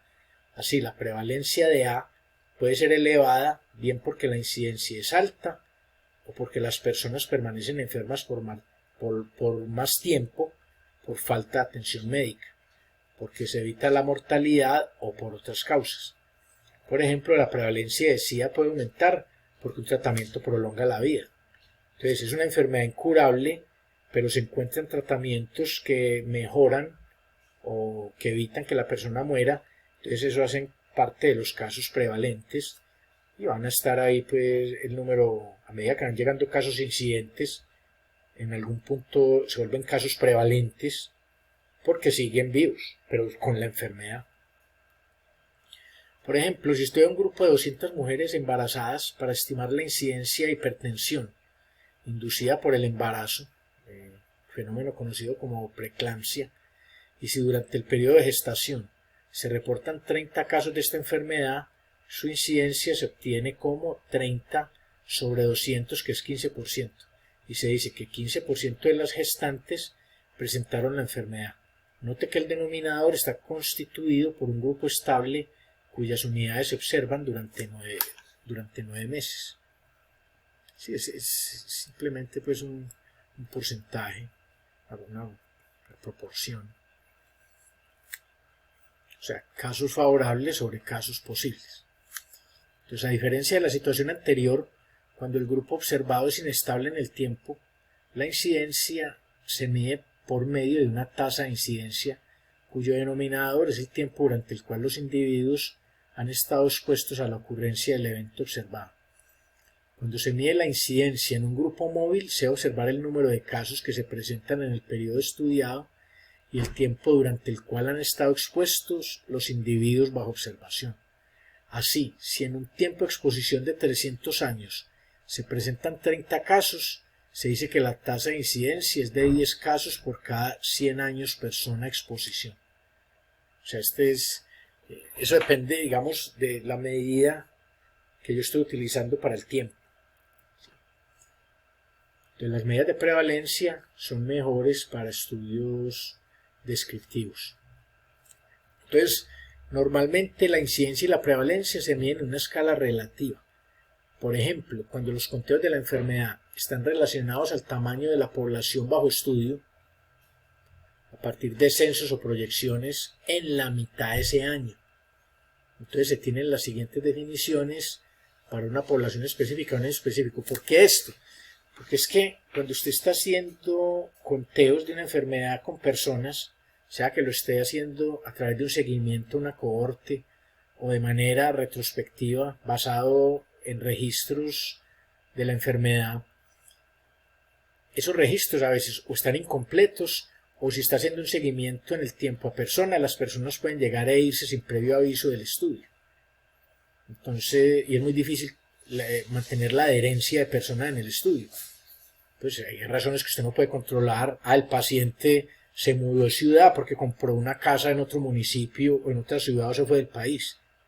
Ya esa persona no hace parte del conjunto que usted está haciendo el seguimiento. ¿Sí? Entonces, si eso sucede con muchas personas, a veces es mejor hacer el cálculo con la población que usted tenía a mitad de ese año. Entonces, se tienen las siguientes definiciones para una población específica, un año específico. Tasa de prevalencia al medio año, número de casos al medio año sobre la población al medio año. Tasa de incidencia anual, número de casos al año sobre población al medio año. ¿Sí? Entonces, mira que este denominador sigue siendo el mismo. Entonces, en estas fórmulas, las elecciones de mitad de año para los conteos de la población de riesgo de prevalencia y del año como el periodo de tiempo para contar la incidencia son arbitrarios. Como cuando se decide reportar una tasa de una enfermedad, la vamos a reportar por cada 1000 habitantes o por cada 100.000 habitantes. O sea, la tasa de homicidios en tal municipio de Antioquia es de 4 por cada 100.000 y en otro municipio es de 1 por cada 100.000. Entonces, esa escala sobre la cual que se va a usar para reportar la tasa varía. ¿Y en qué va? En que a veces es supremamente pequeña, entonces hay que magnificarla en la escala. Entonces, si la enfermedad, por ejemplo, es rara, entonces dice, a esa enfermedad le da 1 por millón, porque es una enfermedad muy rara. Pero si, por ejemplo, usted está trabajando en trastornos de personalidad, entonces ahí ya lo hace, esta enfermedad le da a 30 de cada 100. Entonces la elección de ese referente es un poco arbitraria. ¿Sí? Es arbitraria. Entonces frecuentemente la incidencia se promedia sobre años sucesivos para obtener una tasa promedio anual. Algunas veces los puntos del tiempo usados en el numerador y denominador de la tasa de prevalencia son distintos aunque estarán en el mismo año calendario, que es periodo comprendido entre el 1 de enero y diciembre 31. Entonces, el objetivo de la epidemiología es aportar evidencia y argumentos científicos que permitan la prevención de la morbimortalidad y el logro de un mejor estado de salud para la población. Así, la epidemiología observa y mide tanto la frecuencia como las características de la enfermedad, así como factores asociados a su presencia. Estas mediciones se expresan comúnmente por medio de razones, proporciones, tasas, diferencias. Hay pues muchas maneras de hacerlo.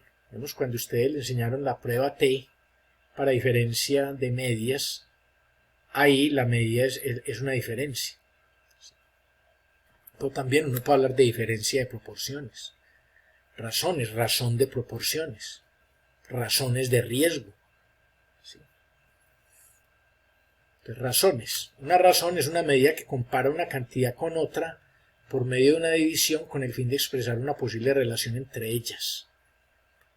En realidad, una razón mide el tamaño relativo de dos clases por medio de una división. Por ejemplo, la razón de niños y niñas en una escuela es de 2:1, que se expresa como 2:1 o 2/1.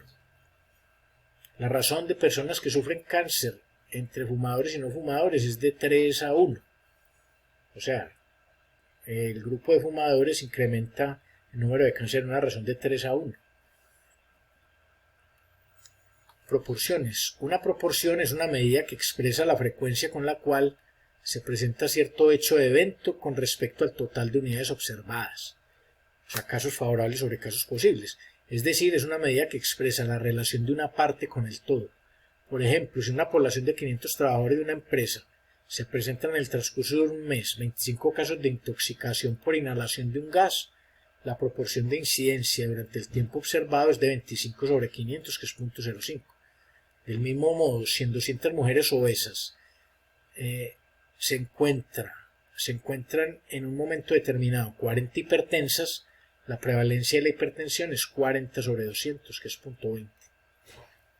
Entonces el término Zeus tasas es el más importante, que vamos a ver cómo se calculan tasas de mortalidad, tasas de riesgo, tasas de morbilidad. Entonces el término se usa a menudo para denominar cualquier medida relativa, que incluso puede ser una proporción.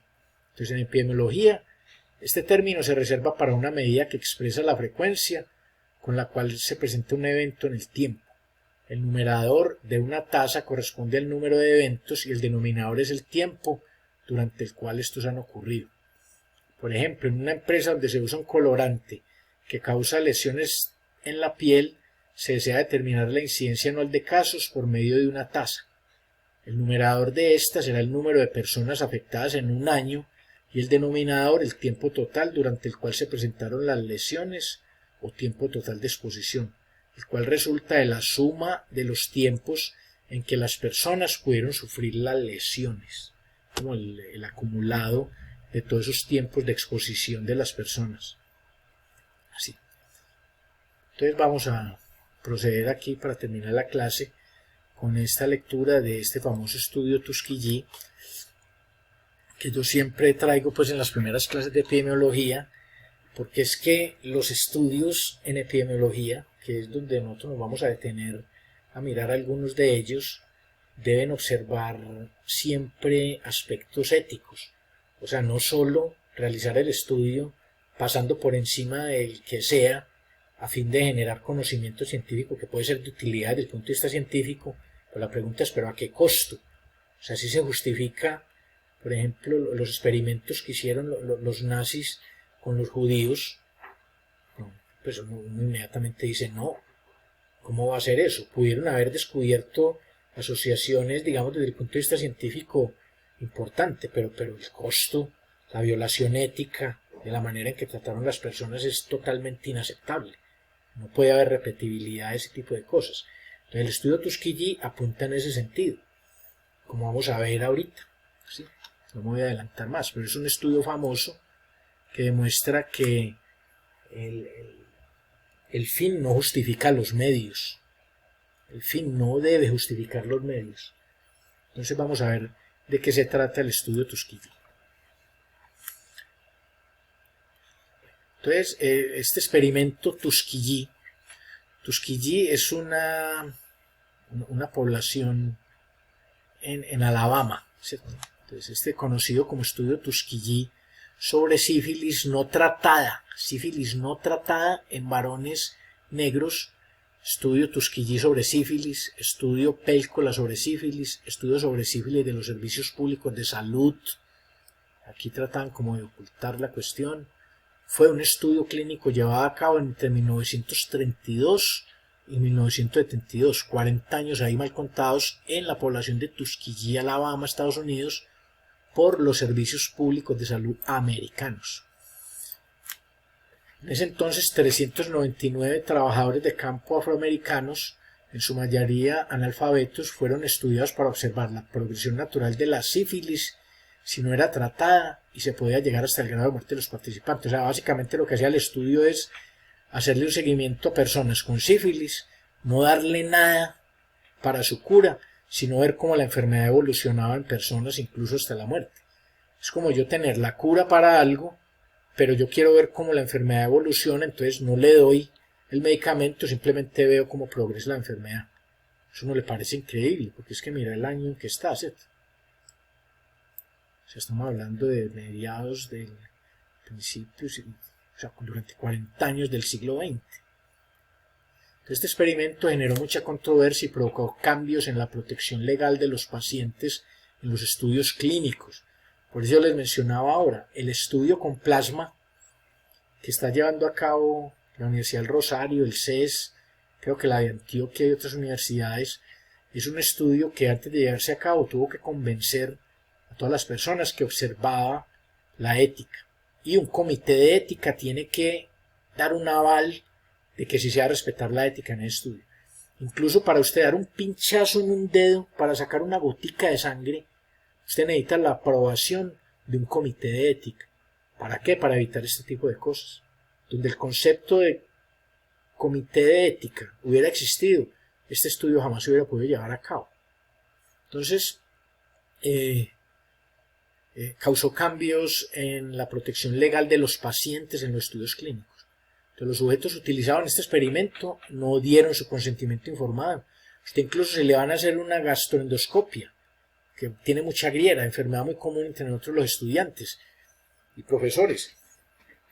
A usted le tienen que informar lo que le van a hacer y los riesgos que hay.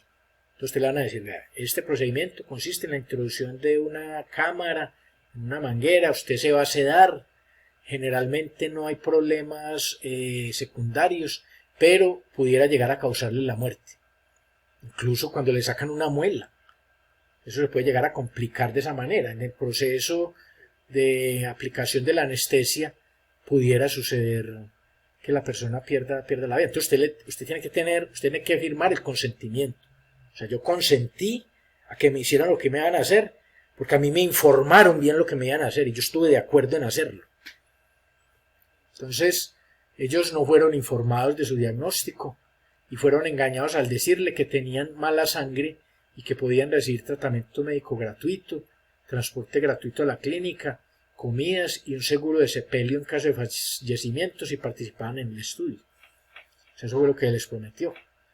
En 1932, cuando empezó el estudio, los tratamientos para la sífilis eran muy tóxicos, peligrosos y de efectividad cuestionable.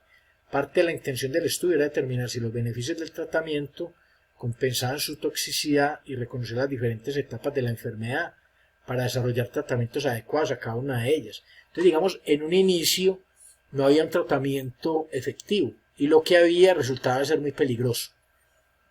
Pero cuando el estudio terminó en el 72, eso ya no era cierto. Y sin embargo, las personas decidieron durante 40 años seguir el estudio a punta de engaños. Entonces, es una violación, digamos, a cualquier norma ética que usted pueda imaginar. Sigamos y verán leyendo. Entonces, los doctores reclutaron a 399 hombres negros supuestamente infectados con sífilis para estudiar el progreso de la enfermedad durante los 40 años siguientes. Un grupo control de 201 hombres sanos fue también estudiado para tener un grupo de comparación. En 1947 la penicilina se había convertido en el tratamiento de elección para la sífilis, o sea, unos 15 años después de empezado el estudio. Antes de este descubrimiento, la sífilis frecuentemente conducía a una enfermedad crónica dolorosa y con fallo multiorgánico. En vez de tratar a los sujetos del estudio con penicilina y concluirlo, o establecer un grupo de control para estudiar el fármaco, los científicos del experimento Tuskegee ocultaron la información sobre la penicilina para continuar estudiando cómo la enfermedad se diseminaba y acababa provocando la muerte. También se advirtió a los sujetos para que evitaran el tratamiento con penicilina que ya estaba siendo utilizada con otros enfermos del lugar. El estudio continuó hasta 1972, cuando una filtración a la prensa causó su fin. Para entonces, de los 399 participantes, 28 habían muerto de sífilis y otros 100 de complicaciones médicas relacionadas, o sea, ya habían muerto 128 personas. Además, 40 mujeres de los sujetos resultaron infectadas y 19 niños contrajeron la enfermedad al nacer. El experimento Tuskegee, citado como posiblemente la más infame investigación biomédica de la historia de los Estados Unidos, trajo como consecuencia el informe Belmont de 1979 y la creación del Consejo Nacional de Investigación en Humanos, National Human Investigation Board, y la petición de la creación de los consejos institucionales de revisión, Institutional Review Boards. Estos son los comités de ética que hay en todas partes.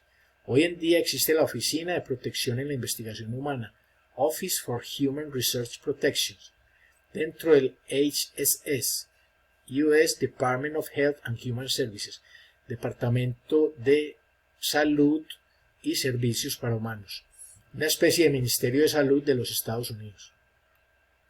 Entonces, el equipo del estudio formaba parte de la sección de enfermedades venéreas de los Servicios Públicos de Salud de Estados Unidos, en adelante PHS. El experimento Tuskegee se le atribuye comúnmente al Dr. Taliaferro Clark. Su intención inicial era observar a los sujetos con sífilis no tratados durante 6 u 8 meses, y entonces comenzar la fase de tratamiento.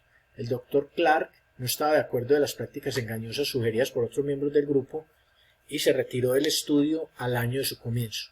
El Dr. Eugene Dibble, afroamericano, era jefe del hospital del Instituto Tuskegee. El Dr. Oliver Wenger era director de la Clínica de Enfermedades Venéreas del PSH de Hot Spring, Arkansas.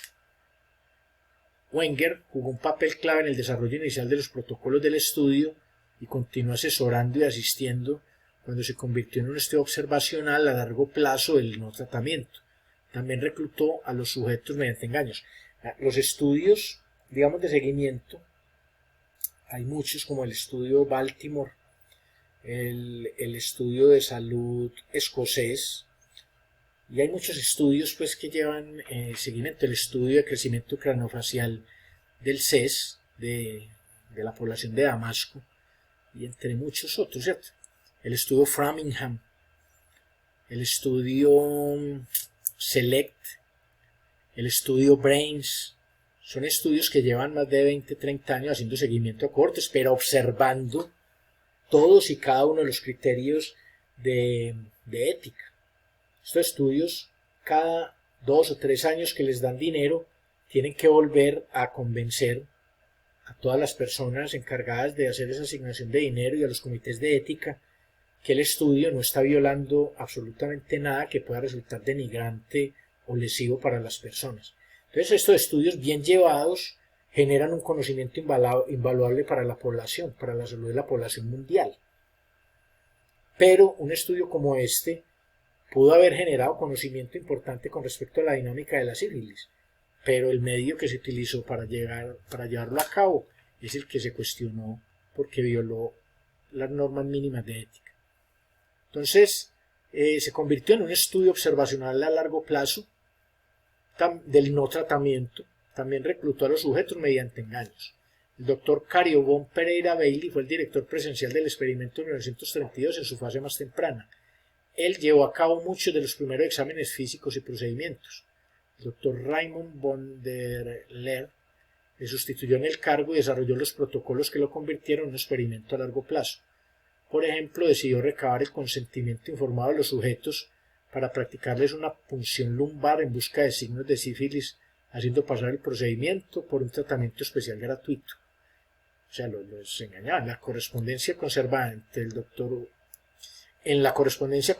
doctor Wenger, confabulando, felicitaba al doctor von der Leer por su estilo para escribir cartas tramposas a los negros de manera despectiva. Von der Leer se retiró de la dirección de la sección de enfermedades venéreas del PHS en 1943. El doctor Paxton Belcher Time,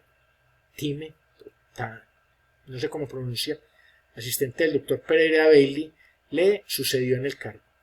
Entonces, para la mayoría de los doctores y el personal civil simplemente hicieron su trabajo, por eso entre comillas. Algunos meramente siguieron órdenes, otros trabajaron para la gloria de la ciencia. Dr. John Heller, director de la División de Enfermedades Venéreas del PCH, o sea, lo dijo así textualmente. El Dr. John R. Heller condujo el estudio por muchos años, mientras la penicilina era ya un exitoso tratamiento para la sífilis, y cuando se formuló el Código de Nuremberg en 1947 para proteger los derechos de los sujetos sometidos a ensayos clínicos. Eso es debido a los abusos que cometieron los nazis con los judíos en experimentos. El experimento salió a la luz pública en 1972. Entonces Heller defendió resueltamente la ética médica del estudio, afirmando: la situación de los hombres no justificaba el debate ético. Ellos eran sujetos, no pacientes. Eran material clínico, no gente enferma. La enfermera afroamericana Eunice Rivers, titulada en Tuskegee, fue reclutada en el hospital John Andrew Hospital, cuando comenzó el estudio por especial interés del Dr. von der Leer. Al ser el estudio responsabilidad del PHS, la enfermera Rivers se convirtió en asistente del jefe y fue la única que trabajó en el estudio durante los 40 años de su existencia. En los años 50 se había hecho fundamental para el experimento. Su conocimiento personal de los sujetos facilitaba la continuidad del estudio a lo largo del tiempo. Durante la Gran Depresión de los años 30, a los afroamericanos de clase baja, que a menudo no podían costearse los gastos médicos, se les invitaba a ir al pabellón de la señorita Rivers. Allí podían recibir exámenes médicos gratuitos en la Universidad Tuskegee University. Se les pagaban los trayectos a la clínica, se les ofrecía comida caliente los días de examen y recibían tratamiento gratuito para enfermedades leves. Los estudios de seguimiento todavía hacen este tipo de cosas. Incluso si la persona está muy retirada, la pueden recoger en helicóptero. Llegan, les hacen exámenes gratuitos, les hacen actividades lúdicas, les dan regalo, pero propendiendo por la adherencia de las personas al estudio. pero conservando pues la ética. Eso ha demostrado que hace que las personas se animen a ir a que hagan exámenes con ellos. Estamos en el estudio BRAINS, que es Brain Resilient Adults in Neurological Studies, adultos resistentes cerebralmente en estudios neurológicos.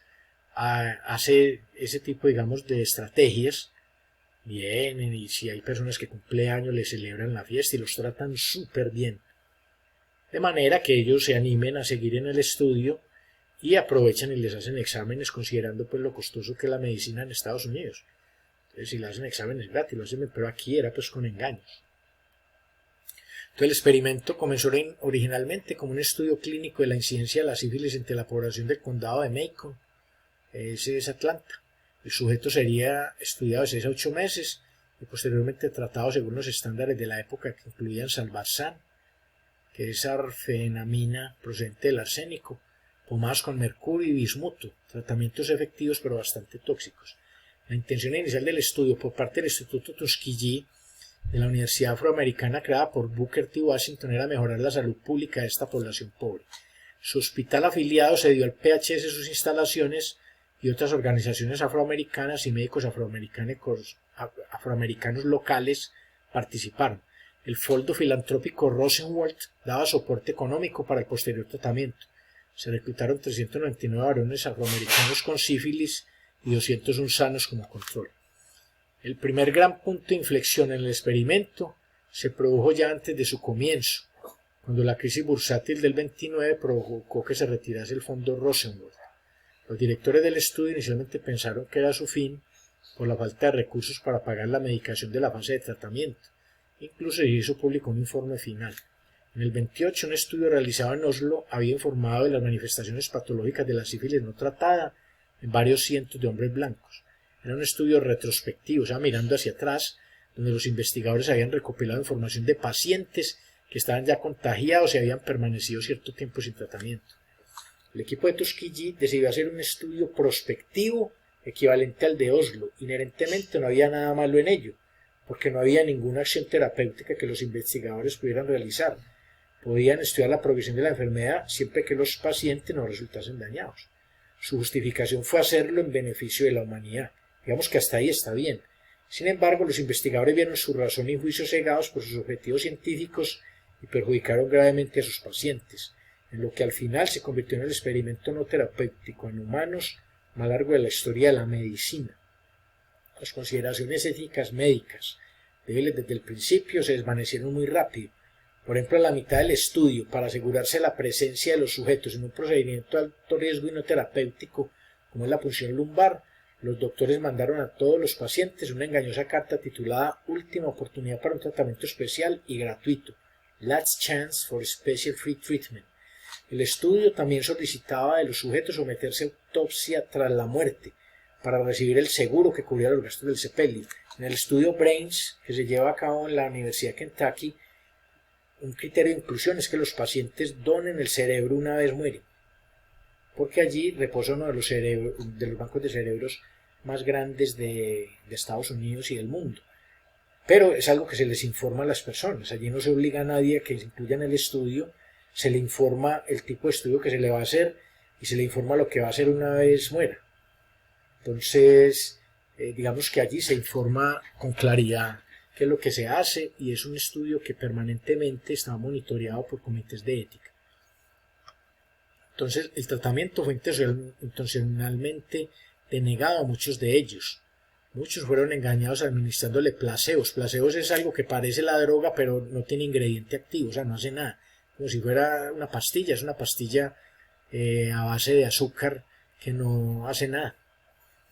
Entonces, se le administraba placebos para poder así observar la fatal progresión de la enfermedad. O sea, le hacían creer a la persona que le estaban dando algo y la persona pensando que le estaban dando algo para curarlo y no era nada. Entonces, en el 34 se publicaron los primeros datos clínicos y en el 36 el primer informe ya de mayor envergadura. No era un estudio secreto, numerosos datos y artículos fueron publicados a lo largo de todo el experimento. El segundo y crítico punto de inflexión llegó en el 47, para cuando la penicilina ya era el tratamiento normal para la sífilis. Muchos programas de formación para centros de tratamiento rápido fueron patrocinados por el gobierno de los Estados Unidos para erradicar la enfermedad. Cuando varias campañas nacionales para acabar con las venéreas llegaron al condado de Macon, los investigadores impidieron que los sujetos del estudio participasen durante la Segunda Guerra Mundial. Los 150 hombres del experimento fueron llamados a filas, diagnosticados de sífilis y avisados de que requerían tratamiento. Sin embargo, el PHS se lo impidió. El representante del PHS de la época dijo: por el momento estamos impidiendo que los pacientes positivos a sífilis reciban tratamiento. Al final del estudio, solo 74 sujetos estaban aún vivos. 28 sujetos habían muerto de sífilis, 100 más de complicaciones relacionadas, 40 esposas de los sujetos resultaban contagiadas y 19 niños nacieron con sífilis congénita. Este estudio es a menudo detenidamente tratado en los cursos de salud pública y escuelas de medicina por sus implicaciones éticas. En el 66, Peter Buxton, ya va a terminar, un investigador de enfermedades venéreas del PHS en San Francisco, envió una carta al jefe de la sección de venéreas expresando su preocupación por la moralidad del estudio. El Centro de Control de Enfermedades, en adelante el CDC, Center for Disease Control, que queda en Atlanta, reafirmó la necesidad de completar el estudio hasta que todos los pacientes hubieran muerto para realizar las autopsias. En el CDC reposan los virus más peligrosos que han atacado la humanidad. Para realizar su posición, el CDC buscó y encontró apoyo para la continuación del estudio en las delegaciones locales de la Asociación Médica Nacional, que representaba a los médicos afroamericanos, y en la Asociación Médica Americana, American Medical Association. En el 68, William Bill Carter Jenkins, estadístico afroamericano del PHS, que trabaja en el Departamento de Salud, Educación y Asistencia Social, fundó y editó el DROM, una revista dedicada a acabar con la discriminación en su departamento, parte del PHS. En el DROM, Jenkins pedía el fin del experimento Tuskegee, pero no tuvo éxito. Buxton finalmente acudió a la prensa a principios de los 70.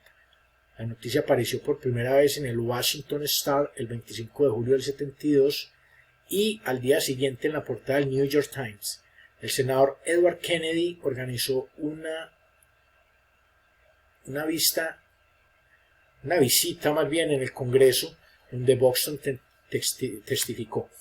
A continuación de la enérgica protesta pública en el 72, un grupo consultor creado ad hoc determinó que el estudio no tenía justificación médica y ordenó su fin. Como parte de un acuerdo establecido en un juicio de acción popular iniciado por la Asociación Nacional para el Avance de la Gente de Color, National Association for the Advancement of Colored People, se compensó a los supervivientes participantes y familiares que habían sido infectados a consecuencia del estudio con $9 millones y la promesa de tratamiento médico gratuito. En el 74, parte del Acta Nacional de Investigación, National Research Act, se convirtió en ley, creando una comisión que estudiaba y regulaba la investigación en humanos. O sea, desde ese punto de vista, el estudio Tuskegee fue muy valioso porque alertó a futuros estudios de lo que no se debía hacer. El 16 de mayo del 97, con 5 de los 8 supervivientes presentes en la Casa Blanca, el presidente Bill Clinton pidió disculpas formalmente a los participantes en el experimento Tuskegee. Entonces dijo, en la traducción, no se puede deshacer lo que ya está hecho, pero podemos acabar con el silencio. Podemos dejar de mirar hacia otro lado. Podemos miraros a los ojos y finalmente decir de parte del pueblo americano que lo que hizo el gobierno estadounidense fue vergonzoso y que lo siento. El experimento Tuskegee dañó el nivel de confianza de la comunidad afroamericana en la salud pública americana. El reverendo Jeremy Wright, en una conferencia de prensa en el 2008, se le preguntó por el moderador sobre si honestamente creía que el gobierno de los Estados Unidos había mentido sobre el SIDA, creando el VIH como arma genocida de la gente de color. Entonces Wright respondió sustentando su hipótesis en el libro de Leonard Horowitz, Emerging Viruses, y citando el experimento Tuskegee para reforzar su idea de que el gobierno de los Estados Unidos es capaz de hacer cualquier cosa. El 17... esta es otra referencia. En octubre de 2010 se revelaron datos sobre experimentación en humanos mediante inoculación de enfermedades venéreas. Este se llevó a cabo en Guatemala. Mire, estamos hablando del 2010, hace 10 años. Entonces se revelaron datos sobre experimentación con seres humanos mediante inoculación de enfermedades venéreas. O sea, reclutaban personas en el estudio sanas y les inoculaban enfermedad venérea. Se llevó a cabo en Guatemala. Entonces, eso, en el 2010 se revelaron pues ese tipo de cosas. Fue a finales de la década de los 40.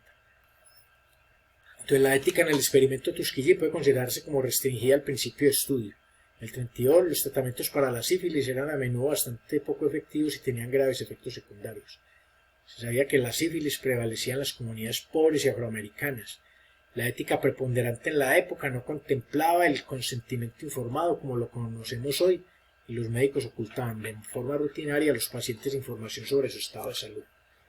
Pues con el desarrollo de un tratamiento simple y efectivo para la sífilis como es la penicilina, y habiendo cambiado el estándar ético, el que el experimento continuase por otros 25 años fue completamente indefendible, y tras saltar a las portadas de los diarios fue clausurado en un solo día.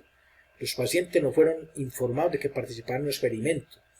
Las punciones lumbares eran presentadas como tratamientos cuando el tratamiento real era ocultado y prevenido. La naturaleza contagiosa de la enfermedad fue también ocultada. Para cuando el experimento acabó, cientos de hombres habían muerto de sífilis y sus esposas e hijos infectados. Existen evidencias puntuales de que el experimento Tuskegee podría haber predispuesto a la comunidad afroamericana a desconfiar de los cuidados médicos y de la donación de órganos, así como ser causa de la reticencia de muchos afroamericanos a someterse a reconocimientos de salud preventiva. Dos grupos de investigadores de la Universidad Johns Hopkins debatieron sobre los efectos que el experimento Tuskegee tuvo en la comunidad afroamericana y en su rechazo a participar en ensayos clínicos. El impacto de este estudio produjo directamente el establecimiento de la Comisión Nacional para la Protección de los Sujetos Humanos en Investigación Biomédica y Conductual, National Commission for the Protection of Human Subjects of Biomedical and Behavioral Research, y la creación del Acta Nacional de Investigación, National Research Act. Este hecho requiere la creación de consejos institucionales de revisión, Institutional Review Boards, en los centros subvencionados con fondos públicos. Entonces, este material fue extraído pues básicamente de la web.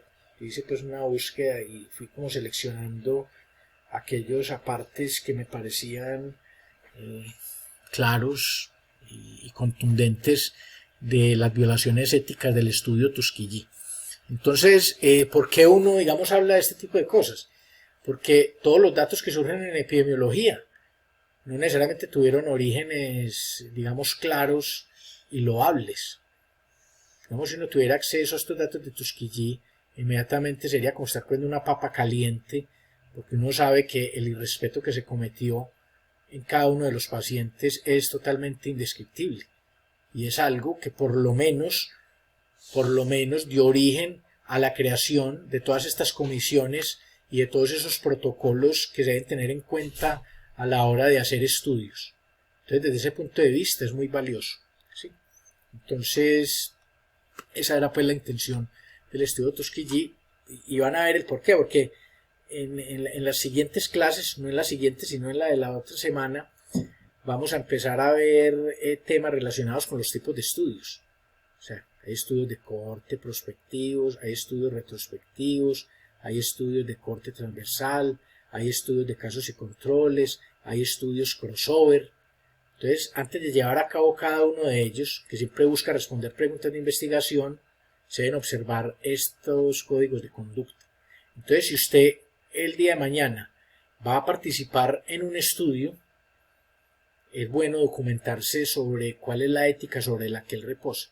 O sea, es muy seguro, pues, ya hoy en día que eso suceda, pero nunca está de más documentarse, porque de pronto termina uno participando en un estudio que viole normas de ética, y eso pues no es bueno para uno como profesional ni para la conciencia, ¿sí? Bueno, entonces voy a dejar de presentar acá. No sé si tengan alguna pregunta o algo que quiera pues que ampliemos o me detenga un poco a mirar acá. Yo este material, al igual que la clase que estoy grabando en este momento, los estoy publicando en el Classroom del grupo. ¿Sí? Entonces no sé si tengan preguntas. Si alguien en este momento es nuevo, entonces me manda un correo a jcsalaza, jclaza@unal.edu.co, solicitándome la inclusión en la lista y mandando la invitación directamente al Classroom para que tenga acceso al material que yo voy publicando. Mire que yo allí no solo publico clases y videos, sino que también publico artículos y publico material de interés. La semana pasada publiqué algo que llama ejercicio y memoria, o sea, de cómo el ejercicio físico puede proteger a los adultos mayores de problemas de memoria. Entonces, esas notificaciones siempre le llegan, pero tiene pues esa intención. Bueno, jóvenes, si tienen preguntas, este es el momento para hacerlas. Si no, nos estaremos viendo por acá el próximo viernes. Ok. Entonces, les deseo a todos un feliz día. Muchas gracias por su asistencia y nos estamos viendo. Chao, feliz día a todos. Nos vemos. Hasta luego. Chao, gracias a ustedes. Hasta luego.